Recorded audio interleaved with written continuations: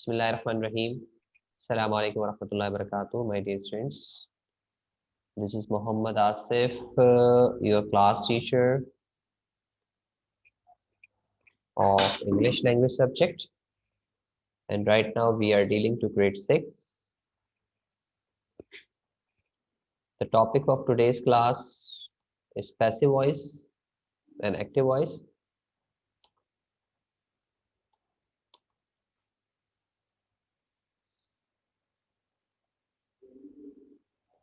Okay. Okay, my dear students, आज की class के अंदर हम सीखेंगे कि अगर आपके पास कोई सेंटेंस लिखा हुआ है, लेट्स सपोज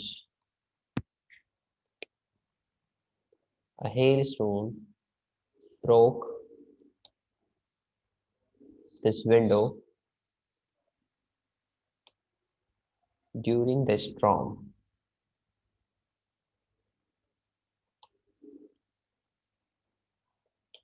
या आपके पास कोई और सेंटेंस लिखा हुआ है, दिस विंडो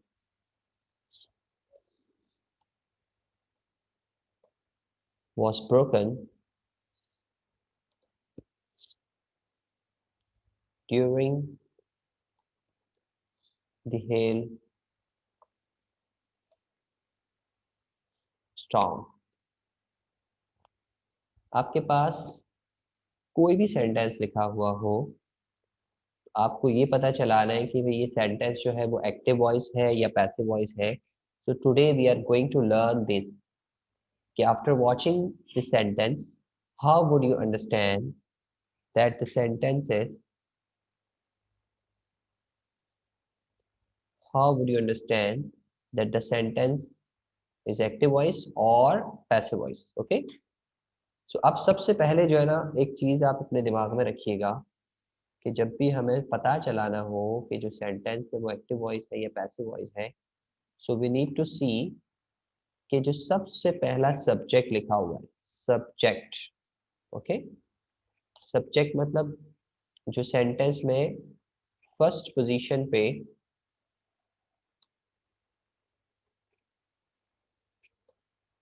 जो आपके पास वर्ड लिखे हुए हैं वो फर्स्ट पोजीशन पे मौजूद हो, और वो फर्स्ट पोजीशन के ऊपर क्या है, या तो वो फर्स्ट पोजीशन के ऊपर या तो वो जो है number 1 doer of an action होगा. Okay. Doer of an action, या फिर उसी फर्स्ट पोजीशन के ऊपर जो दूसरे नंबर पे चीज होगी वो doer of an action. Doer of an action वो जो है आपके पास नहीं होगा. ठीक है. अब देखें, ऐसा सेंटेंस ऐसा सेंटेंस जिसको अगर हम देखते हैं, उसके सब्जेक्ट को देखते हैं. First of all if we are watching the subject, a hailstone, ये रहा. ठीक है. और दूसरे नंबर पे सब्जेक्ट क्या है यहाँ पर, the first this window. Hello stone और विंडो, इन दोनों को देख रहे हैं. तो पहले सेंटेंस के अंदर hello stone broke this window, यहाँ पर ये जो है ना हेल स्टोन, वो हमें पता चल रहा है कि ये एक्शन परफॉर्मर है. ठीक है. ये काम करने वाला है. और जो दूसरा सेंटेंस है जिसके अंदर लिखा हुआ है दिस विंडो वॉज ब्रोकन, खिड़की टूट गई, तो यहाँ काम करने वाला जो है ना कोई और है. तो ये आपके पास डूअर ऑफ एन एक्शन नहीं है. आपको क्या करना है, सबसे पहले देखना है कि सेंटेंस के अंदर जो सब्जेक्ट मौजूद है, क्या वो subject doer of an action है या क्या वो subject doer of an action नहीं है. अगर किसी सेंटेंस को आप देखें कि उसमें जो है वो डूअर ऑफ एन एक्शन मौजूद है, तो इस टाइप ऑफ सेंटेंस को जो है हम कहते हैं active voice sentences.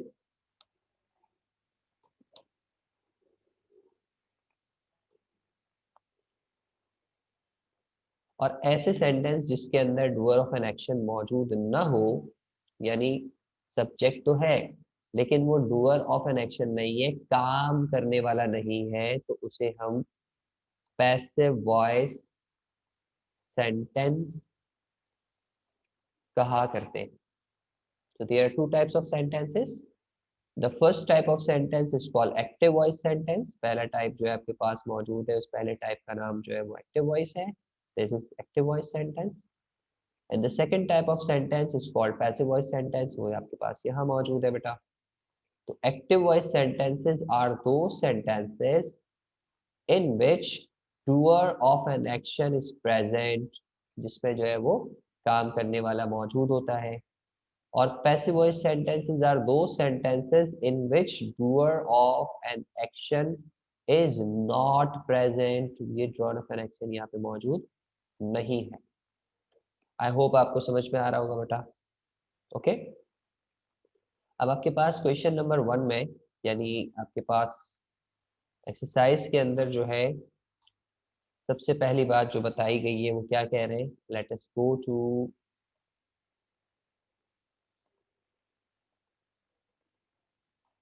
this. The question number B, which is present on page number 29, it says underline the verbs in these sentences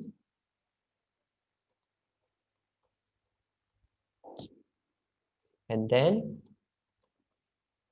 write active or passive beside each sentence. अब आपको क्या करना है, पॉइंट नंबर 1 आपके पास मौजूद है. These kittens, in sentences को आप वॉच करेंगे और वॉच करने के बाद जो है आप इसमें से पता चलाएंगे कि एक्टिव वॉइस कौन सा है और पैसिव वॉइस कौन सा है. These kittens were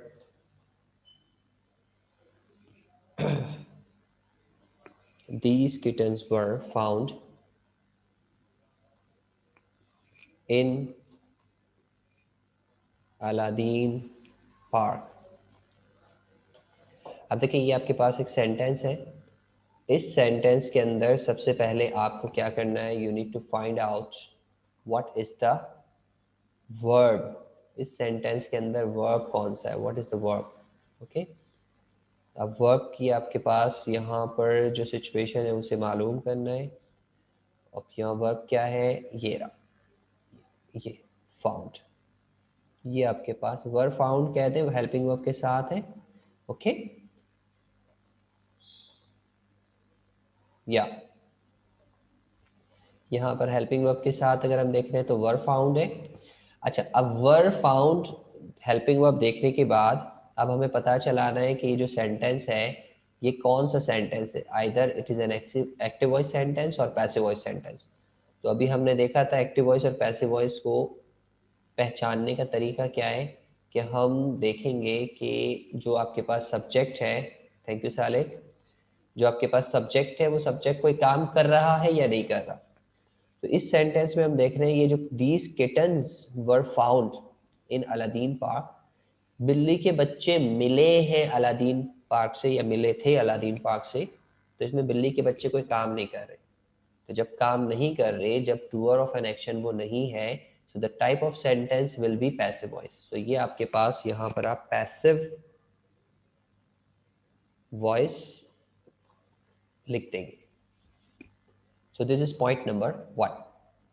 I hope आपको समझ में आ रहा होगा. So this is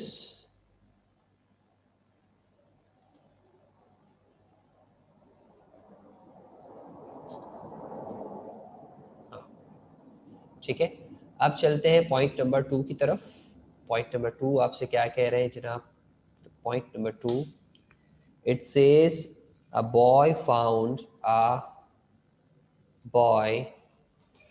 found these kittens in kittens in Aladdin park. A boy found these kittens in Aladdin park. इस सेंटेंस के अंदर एक बच्चे को मिले हैं, यानी एक बच्चे ने तलाश किए हैं ये बच्चे, बिल्ली के बच्चे, अलादीन पार्क में से. So first of all we need to underline the helping verb and verb. तो यहाँ पर देखिए सिर्फ फाउंड लिखा हुआ है, फाउंड, और फाउंड से पहले कोई हेल्पिंग वर्ब नहीं है. तो ये आपके पास सेंटेंस में हमने सबसे पहला काम तो कर लिया कि हमने सबसे पहला काम कर लिया कि जो है वो अल्लाह आपका भला करे, ये वर्ब है, और उसके बाद हमें एक्टिव वॉइस और पैसिव वॉइस को तलाश करना है. तो ये सेंटेंस हमें फौरी तौर पर बता रहा है कि ये आपके पास सब्जेक्ट काम कर रहा है, and the type of sentence is called active voice sentence. ये आप एक्टिव वॉइस सेंटेंस में बयान करेंगे. बेटा just wait a while, I am coming. Yes my dear students, are you understanding? आपके पास पॉइंट नंबर 2 के अंदर जो चीज मौजूद है उसमें हमें पता चल रहा है कि the sentence is active voice sentence. Okay, so we will be writing here active voice sentence. Going to third one. तीसरे सेंटेंस में आप देखें, समवन, सॉरी बेटा, someone left this bag. I am just erasing all the drawings so that things get clear. Okay, someone left this bag on the bus, on the bus, full stop. अब यहाँ पर सबसे पहले हमें underline करना है. पहले सेंटेंस में हमने अंडरलाइन कर दिया था, this was the word which needed to be underlined. The second is found. Okay, found is a word which needs to be underlined, and left is the word which needs to be underlined. Okay, someone left this bag on the bus. अब ये left के बाद देखें, someone, कोई भूल गया है. the performer of the action is someone. Okay, तो यहाँ पर काम करने वाला मौजूद है, और काम करने वाला जैसे ही मौजूद है, वेरी गुड बेटा, जैसे ही मौजूद है काम करने वाला, तो हमारा दिमाग कहेगा कि the type of sentence is called active voice sentence. I hope आपको बच्चों समझ में आ रहा होगा. Going two point number 4, this bag was left on the bus. अब यहाँ देखें, यहाँ पर भी आपके पास वर्ड लेफ्ट मौजूद है, स्टॉप. यहाँ पर भी आपके पास वर्ड लेफ्ट मौजूद है, and before left there is a helping verb, and this left and helping verb is telling to us that it is a passive voice sentence, because यहाँ bag जो है ना, दिस बैग, ये bag काम कुछ नहीं कर रहा, एक्शन कोई परफॉर्म नहीं कर रहा, बल्कि बस ये इसी तरह से लिखा हुआ है कि एक्शन को रिसीव कर रहा है. तो this will B passive voice sentence. I hope आपको समझ में आ रहा होगा.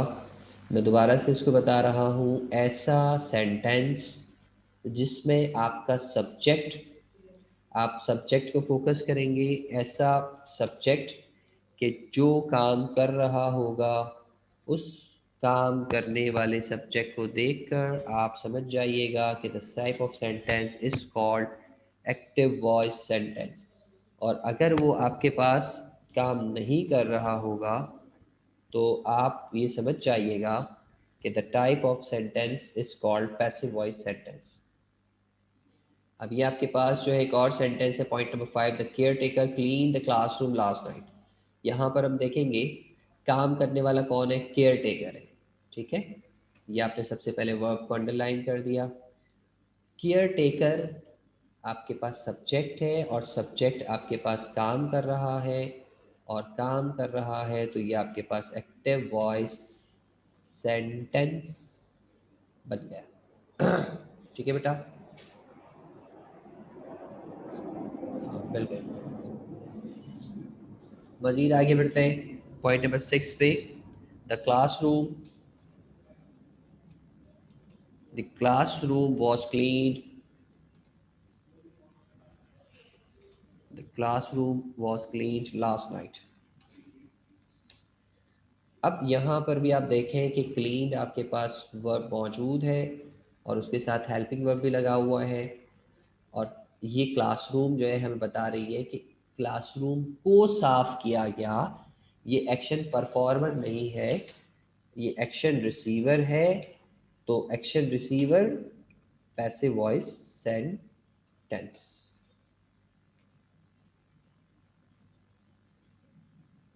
या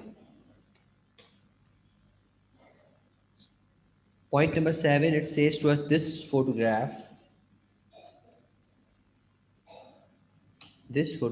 was taken in 1972.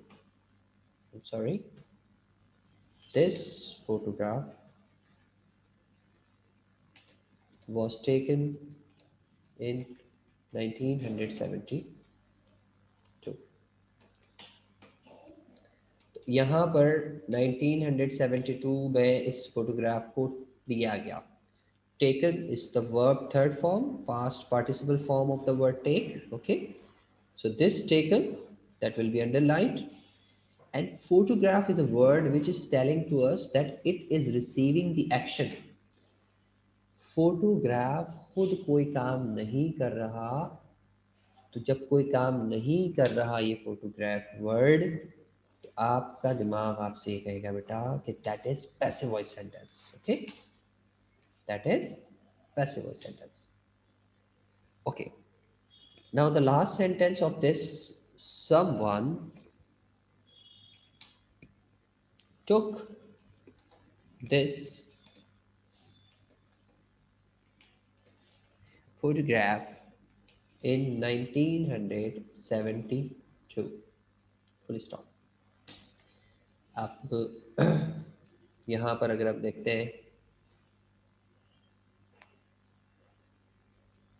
इस सेंटेंस में, तो यहाँ आपके पास हेल्पिंग वर्ब तो मौजूद नहीं है, वर्ब मौजूद है टुक।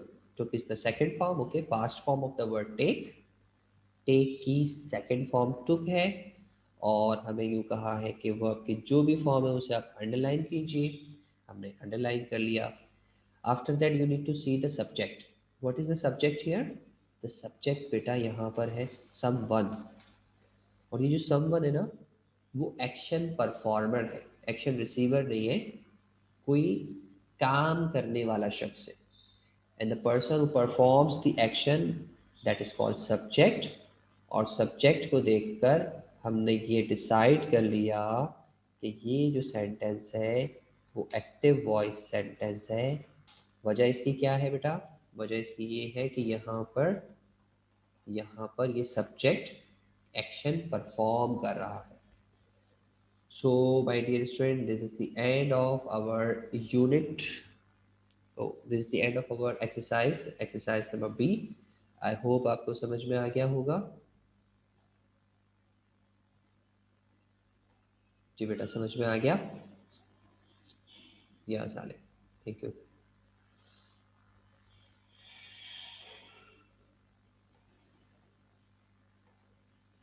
ठीक है, अब ऐसा करते हैं, मज़ीद आगे बढ़ते हैं, एक्सरसाइज नंबर सी की तरफ चलते हैं। Okay, exercise number C, going to the new page. Okay, या we will start from here. Exercise number सी।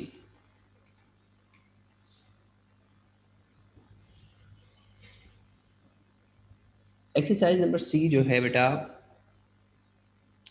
ये आपके पास अब क्या कहा जा रहा होगा कि they will give you one type of sentence. Sorry, good बेटा। They will give you one type of sentence. मैं आपको सिर्फ इसका पहले इंट्रोडक्शन बता दूं कि the first type of sentence will be active voice, okay, and they will ask you to convert the active voice sentence into passive voice sentence। ठीक है, आपको क्या कहा जा रहा है कि आपके पास ये जो एक्टिव वॉइस सेंटेंस है आप इसे चेंज करिए पैसिव वॉइस सेंटेंस के अंदर। So this will be the question of our today's class. ये अभी हम सीखने जा रहे हैं एक्सरसाइज नंबर सी के अंदर। अच्छा, अब देखिए बेटा, सबसे पहले तो हम ये देखते हैं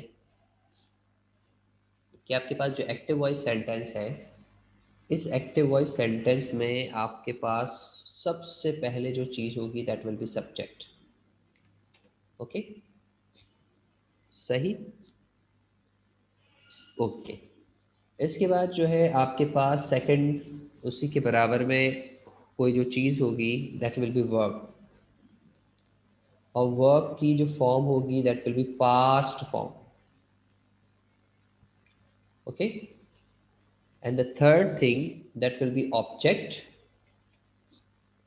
and the fourth thing that will be additional information।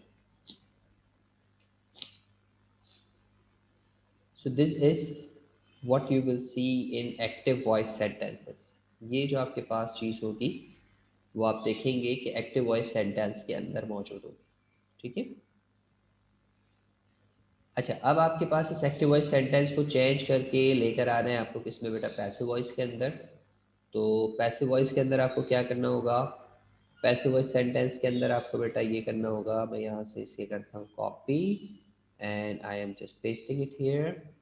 Passive voice sentence के अंदर आपको क्या करना होगा, you will just place the object on the first position. आप उस सेंटेंस के अंदर से ऑब्जेक्ट को उठाकर फर्स्ट पोजीशन पे लिख लेंगे, and after that you will add one of these. या तो आप वॉज लगाएंगे या फिर आप वर्ड लगाएंगे, सॉरी बेटा W is small, okay, was लगाएंगे या वर्ड लगाएंगे। After that, what you need to do is you will change the verb with past participle form. Past participle form. I mean to say that third form of the verb. Okay. And after that, you will write by your own. Okay. And you will shift the subject to the last position. Okay. And finally, any extra word which is present here, extra or additional information, additional information, full stop। I hope you understand this। ठीक है, तो ये आपके पास जो है वो passive voice बनाने का एक फॉर्मेट बन जाता है। Now I am giving you first example of active voice। This is the sentence of active voice, okay, active voice। What is the sentence? The sentence is some people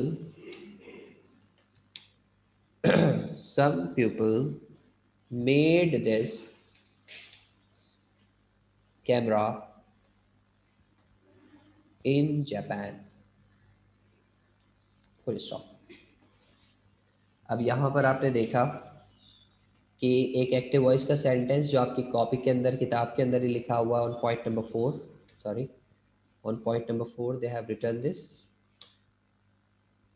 okay, this is point number 4, they have written this, कि point number 4 पे ये sentence है। आपको क्या कहा, सबसे पहले आपको करना ये है कि आपको सब्जेक्ट को निकालना है। What is the subject here, the subject in this sentence is some people. ठीक है, इसके बाद आपको वर्ब निकालना है। What is the verb here, MED, made.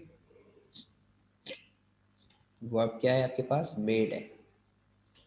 और जो तीसरी चीज है आपको ऑब्जेक्ट निकालना है। What is the object, OBJECT, object. Object is this camera. तो ये तीन चीज़ें आपने सबसे पहले अंडरलाइन करनी है, या आप इसको अपनी तरफ से इस तरह से बता सकते हैं। Let me tell you that the subject is this is the subject, okay. When we talk about the verb, so this is the verb. When we talk about the object, so the object is this camera. तो ये सबसे पहले आपको active voice sentence के अंदर मालूम करना है कि एक्टिव वॉइस सेंटेंस में सब्जेक्ट कौन सा है, उसके बाद वर्ब क्या है, and lastly what is the object. Object के बाद जो आपके पास इजाफी चीज़ मौजूद है, ये इजाफी जो चीज़ आपके पास मौजूद है, दैट इज़ एडिशनल इंफॉर्मेशन और एक्स्ट्रा नॉलेज, ओके। सो हमें जो परफॉर्म करना है वो आपके पास सब्जेक्ट, वर्ब और ऑब्जेक्ट को लेकर ही परफॉर्म करना है। So let us start making it passive voice. Now seeing this, going to the last line, okay. Let me erase this. Yeah. Now I am making the sentence of passive. What you need to do is आपको object को सबसे पहले लिखना होता है, और object आपके सामने ये रहा मौजूद, दिस कैमरा। तो आप दिस कैमरा को जो है सबसे पहली पोजीशन पे लिखेंगे, okay. This camera you will be writing on the first place.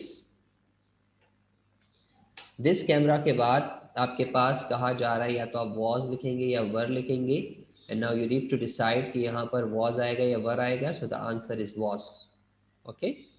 So you will be writing this camera was, sorry, ठीक है। फिर आपको third form of verb made की थर्ड फॉर्म मेड ही है। Let me see who is talking. Hasan Ali, thank you. Taken, और sorry made की third form made है, ओके। मेड, मेड लिख लिया। अब इसके बाद आपको अपनी तरफ से बाय और सब्जेक्ट लिखना है। So by you will be writing by और on, and what is the subject, some people, okay. Some, PEOPL, some people, and after that extra information in JAPAN, full stop. So this sentence is now called passive voice sentence. ये आपके पास active voice sentence था, ये वाला। आपने इस sentence को change कर दिया, अब ये आपके पास जो सेंटेंस बना है वो पैसिव वॉइस सेंटेंस बना है। तरीक़ाकार आपको मैंने समझाया कि सबसे पहले सब्जेक्ट को लिखना है, उसके बाद वर्ब को देखना है, उसके बाद ऑब्जेक्ट को देखना है, फिर इन तीनों चीज़ों को फॉर्मूले के मुताबिक आप क्या कहते हैं तरतीब से लिख देंगे। आई होप आपको समझ में आ गया होगा, ओके। अभी के लिए इतने रखते हैं बेटा, आप मुझे बताइए समझ में आ गया है। आ गया है तो ओके लिखते जाइए और क्लास से अल्लाह हाफिज करते जाइए। ये आपके पास exercise number C, page number 29 का एक्सरसाइज है, उसे सॉल्व करने की कोशिश कीजिएगा। ओके लिखकर, अल्लाह हाफिज लिखकर आप जा सकते हैं बेटा।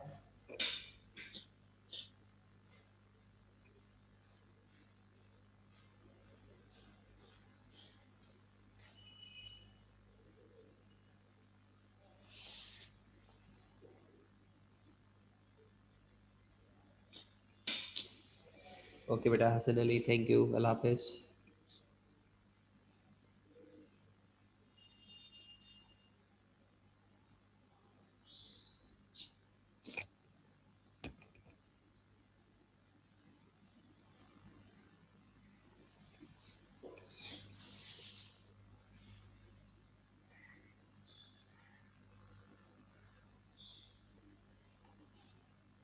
ओके बेटा, thank you very much all of you. और इंशाल्लाह आपसे रहती है मुलाकात अपनी अपनी अगली क्लास के अंदर। अभी के लिए इतना रखते हैं, अल्लाह हाफिज़।